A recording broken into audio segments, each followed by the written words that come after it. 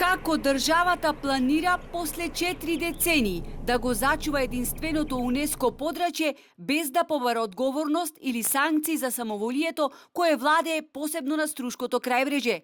За дивењето и узурпацијата на Струшкото крајбреже никој не чувствува одговорност.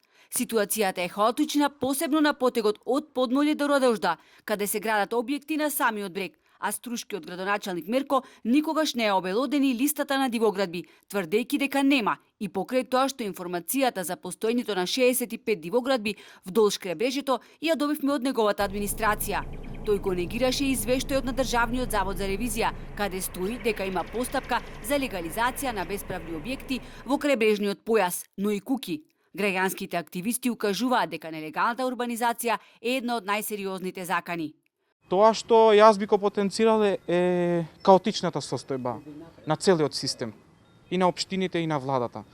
Значи, многу каотично е на сите страни.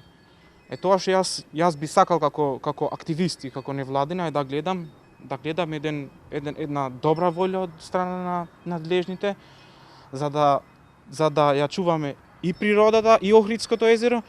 Проблемот е што каотика на урбанизација, каотичната состојба на урбанизација. Значи мора да се среди, мора да има и крајбрежјето план. Овие забелешки се однесуваат на двете соседни земји, бидејќи иако албанскиот дел од езерото се стави под заштита на УНЕСКО, во воздух виси и штотуку добиениот статус на Албанија. Таму сериозен проблем се рудниците и изворите во Дрилон, чија вода се влева во Охридското езеро. Во албанската страна мислам дека две најжешките точки, мислам дека е проблематиката на јаловините што има близу со Охридското езеро и проблематиката на изворите на Дрилон, кај има еден проект што